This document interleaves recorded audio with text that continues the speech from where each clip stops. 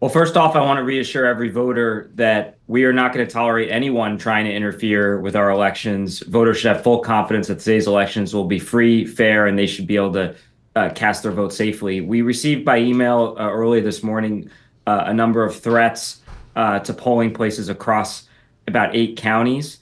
Law enforcement responded immediately at each polling place. They've secured the polling places, and voters can vote safely. At this time, there is no indication that any of those threats were credible, and almost all of them have been reopened. And we direct you to vote.nj.gov if you have questions about your particular polling site. How many polling sites did these threats actually impact this morning?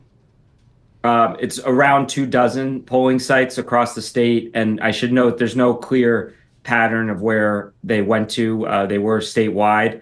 But again, I want to thank law enforcement for their incredible response, quickly securing these sites. Again, no indication that any of these threats were credible. We've secured all the polling sites, and almost all of them have reopened.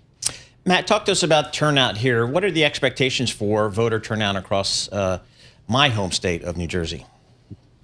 Well, over the past 8 years, under Governor Murphy's leadership, the state has dramatically expanded access to voting. So we've seen significant increases in early voting, in person, and vote by mail. And we hope that everyone who wants to do so will cast their vote today. It's an exciting day in the state. This is a fundamental right, people's right to vote. And my job principally is to make sure that people can do so safely, freely, and fairly. And that is exactly what I'm focused on. And we are joined by New Jersey Attorney General Matt Platkin. Tell us, Matt, your thoughts on President Trump threatening to withhold or reduce federal funding to New York City if the socialist Zohran Mamdani wins in our mayor's race today.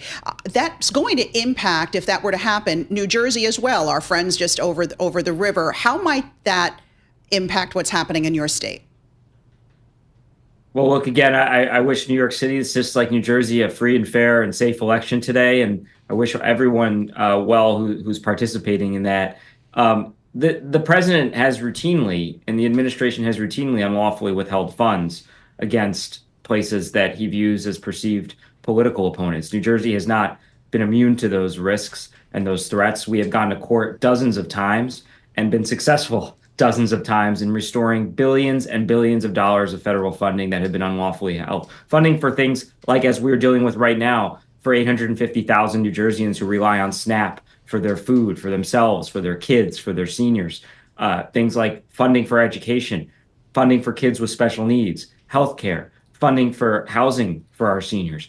All of these have been unlawfully cut or threatened to be cut by this administration. So my response is very simple. If this administration violates the law and hurts the people in our state, I've been very clear, we will go to court to protect them. Matt, I think I speak for most, if not all, New Jersey Transit riders, which I've been a New Jersey Transit commuter for 40 years nearly.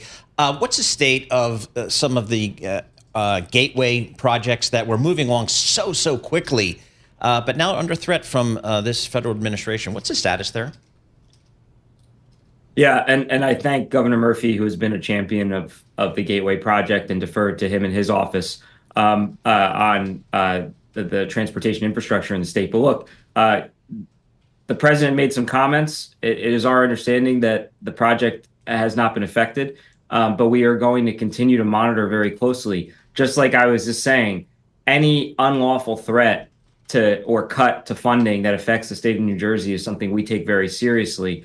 And we've been very clear that we're prepared to stand up for our residents should we need to do so.